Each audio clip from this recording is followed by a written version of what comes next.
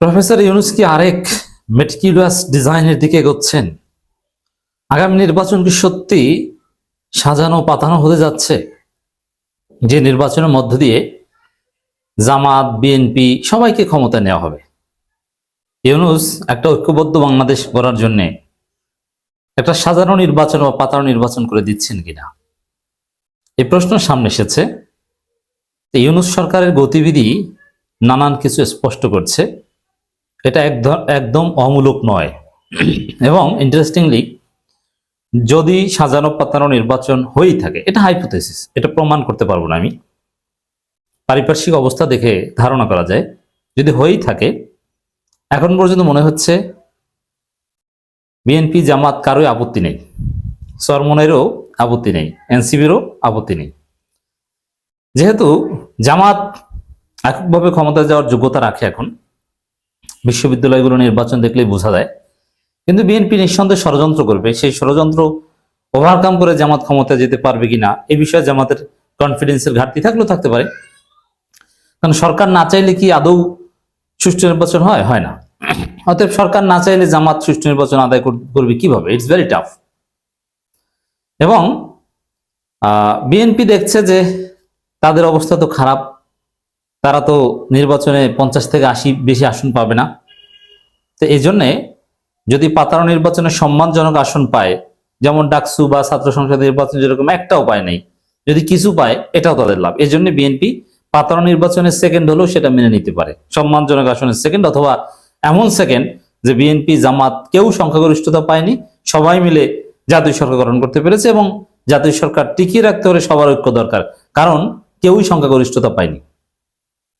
এখন ইউনূস সেই মেটিকুলাস ডিজাইনের দিকে হাঁটলেও হাঁটতে পারে, কারণ বিষয়টা এমন, ইউনূসও মাইন্ডকে চিপে পড়েছেন যে বাংলাদেশে নির্বাচন করলে বিএনপি ভারতের সাথে কানেক্টেড হয়ে গেছে, তারা যদি ছাত্র সংসদ নির্বাচনগুলোর মতো জাতীয় নির্বাচনে পরাজিত হয়, তাহলে বিষয়টা তারা একটা ষড়যন্ত্রের দিকে নিয়ে যেতে পারে। আবার বিএনপি জামাত সবাইকে যদি ইউনিফাইড না করা যায়, তাহলে আওয়ামী লীগ ফিরে আসবে। আওয়ামী লীগ ফিরে আসতে ইউনূস সরকারের কপালে বিপদ আছে। আওয়ামী লীগ রাজনীতিতে যেভাবেই ফিরে আসুক না কেন, মিনিমাম বৈধতা পেলে, স্পেস পেলে, তাহলে বিপ্লবীদের এবং ইউনূস সরকারের ধরে ধরে মেরে ফেলবে তারা। এটা ইউনূস জানেন। তো এই জায়গায় ইউনূস সরকার ডেফিনেটলি এটা চাইতেই পারেন যে একটা ঐক্যবদ্ধ সরকার হোক, এবং সেটা পাতানো নির্বাচনের মাধ্যমে আমরা নিশ্চিত করি। এবং কিছুদিন আগেও দেখেছেন আপনারা, ইউনূস বলেছেন যে এই তরুণরা অনেকেই এমপি হবে, হয়তো মন্ত্রীও হবে।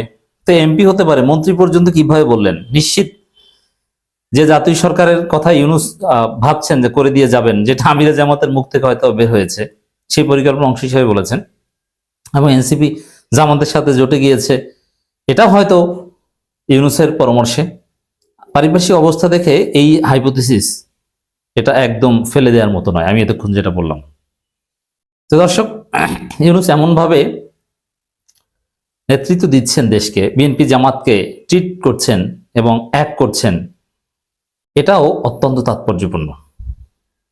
তো দর্শক, ইউনূস বারবার চেষ্টা করছেন বিএনপি জামাত সবাইকে নিয়ে চলতে, সবাইকে সমান গুরুত্ব দিতে, কাছাকাছি আনতে, বিএনপি জামাতের মধ্যে দূরত্ব ঘোচাতে। ইউনূসের মেথোডোলজি যদি এটা হয়ে থাকে, তাহলে এটা ডেফিনেটলি হারাম, কারণ পাতানো নির্বাচন হারাম, জায়েজ নেই।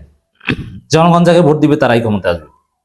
এখন নির্বাচনের ফলাফলের পর কারা কাদেরকে নিয়ে সরকার গঠন করবে, কাদেরকে বিরোধী দল বানায় বা সরকারে নিবে, এটা নিয়ম অনুযায়ী হতে পারে। কিন্তু নির্বাচনের ফলাফলটা যদি আপনি 1%ও ইঞ্জিনিয়ারিং করার চেষ্টা করেন, এটা ডেফিনেটলি বড় ধরনের অন্যায়।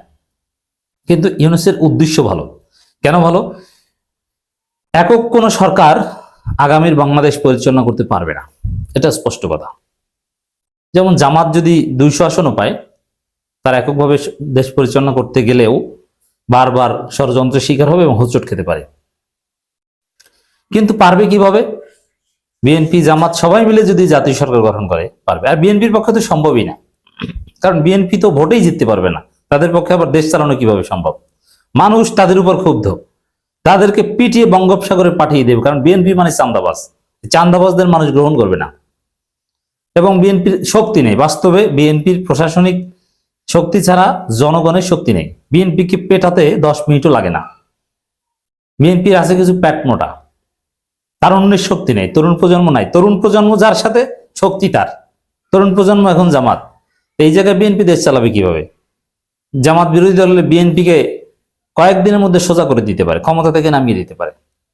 তো এই জন্য আসলে ইউনূস যদি মেকানিজম করে দিয়ে না যান, তাহলে সামনের বাংলাদেশে বিপদ আছে। এই জন্য একটা স্থিতিশীলতার জন্য ইউনূস এই চেষ্টা করছেন। এবং এখানে কিছু বিতর্ক আছে যে ঠিক আছে, 15 নির্বাচন করে আমাদেরকে জিতিয়ে দেন বা সবাইকে নেন সংসদে, কিন্তু বড় পদটা কাকে দেওয়া হবে কি, এগুলো নিয়ে ইখতিলাফ এখনো চলছে। এই জন্য বারবার ইউনূস অথবা এই জায়গায় এই বড় পদের জায়গাটা পাওয়ার জন্য ফেয়ার করতে পারেন, বাকিটা আনফেয়ার করে সবার পার্টিসিপেশন নিশ্চিত করতে পারেন। এটাও হতে পারে যে বড় পদ নিয়ে বিতর্ক, ওইটা তোমরা ফেয়ারলি জিতে আসো, আর বাকি সবাই মিলে একটা পর্যায়ে যাওয়ার জন্য যা দরকার ওইটা আমি করে দিচ্ছি। It could be. তো এই জায়গায় এটা মেটিকুলাস ডিজাইনের মাধ্যমে হতে পারে। বারবার চেষ্টা করছেন বিএনপি জামাতকে এক করে আওয়ামী লীগের বিরুদ্ধে একটা ঐক্যের পাটাতন গড়ে তুলে দেওয়ার জন্য। এটা ইউনূস জোরালোভাবে চেষ্টা করছেন। আমি মনে করি সেই চেষ্টার অংশ হিসাবেই জুলাই গণঅভ্যুত্থান স্মৃতি জাদুঘর পরিদর্শন করেছেন প্রধান উপদেষ্টা, জামাতকে সাথে নিয়ে, বিএনপিকে সাথে নিয়ে, এনসিপিকে সাথে নিয়ে। এখানে মূল খেলোয়াড় Jamaat, BNP, NCP, not Charmonai and others. এবং এই চরমোনাই, এটা চরমোনাইকে ইউনূস যদি, আমি যেটা করছি এটা কিন্তু হাইপোথিসিস, আমি বলছি না যে আমার কাছে প্রমাণ আছে, এবং পারিপার্শ্বিক অবস্থা কিছুটা হলো আমার এই হাইপোথিসিসের পক্ষে ইঙ্গিত দেয়। আমি হাইপোথিসিস এক্সপেরিমেন্ট করতে যাব না, টেস্ট করতে যাব না, বাট এই সংশয় আছে। চরমোনাই যাই বলুক, ইউনূসের এই মেটিকুলাস ডিজাইনে চরমোনাইকে জামাতের পক্ষে ঠেলে দেওয়া হয়েছে, যার ফলে চরমোনাইকে একটা দুইটা আসন দেওয়ার যে প্ল্যান, সেখানে জামাতের ভাগ থেকে নিয়ে দেওয়া হচ্ছে। যেমন চরমোনাইকে বরিশাল 5-এ ছাড় দিচ্ছে জামাত, কেন দিচ্ছে এটা নিয়ে আলাদা আলোচনা শুনবে। এটার সাথে এই রহস্য মিল আছে মেটিকুলাস ডিজাইনের। প্রধান উপদেষ্টা প্রফেসর ইউনূস গণভবন জুলাই গণঅভ্যুত্থান স্মৃতি জাদুঘরের চূড়ান্ত পর্যায়ে কাজের অগ্রগতি পরিদর্শন করেছেন। বিকাল 3টার দিকে জাদুঘরে পৌঁছান এবং জাদুঘরে থাকা জুলাই গণঅভ্যুত্থানের পেছনে ইতিহাস এবং শেখ হাসিনা 16 বছরের দুঃশাসনের চিত্রগুলো ঘুরে দেখেন। এ সময় প্রধান উপদেষ্টার সঙ্গে বিএনপি স্থায়ী কমিটির সদস্য সালাউদ্দিন আহমেদ, বাংলাদেশ জামাত ইসলামের আমির ডাক্তার শফিকুর রহমান এবং জাতীয় নাগরিক পার্টির আহ্বায়ক নাহিদ ইসলাম সহ অন্যান্যরা উপস্থিত ছিলেন। উপদেষ্টাদের মধ্যে উপস্থিত ছিলেন সংস্কৃতি উপদেষ্টা মোস্তফা সরোয়ার ফারুকী, আইন উপদেষ্টা ডক্টর আসিফ নজরুল, গণপূর্তি উপদেষ্টা আদিল রহমান খান, স্বরাষ্ট্র উপদেষ্টা জাহাঙ্গীর আলম, স্বাস্থ্য উপদেষ্টা নূরজাহান বেগম, জাতীয় নিরাপত্তা উপদেষ্টা ডক্টর খলিল রহমান, প্রধান উপদেষ্টা আর আরো অনেকে ছিলেন। তো এখানে এই যে এটাকে আমি আরো অনেক কথাবার্তা বলেছেন, it's not significant to me, এটা কোনো গুরুত্ব নাই। আমার কাছে যেটা মনে হয়েছে এটা একটা পিকনিক। কিসের পিকনিক? যেমন ফ্যামিলি বা কারো মধ্যে, আত্মীয় স্বজনের মধ্যে বা বন্ধু বান্ধবের মধ্যে মাঝে মাঝে মনোমালিন্য থাকে, বছরে একটা পিকনিকের মাধ্যমে মনোমালিন্য দূর হয়।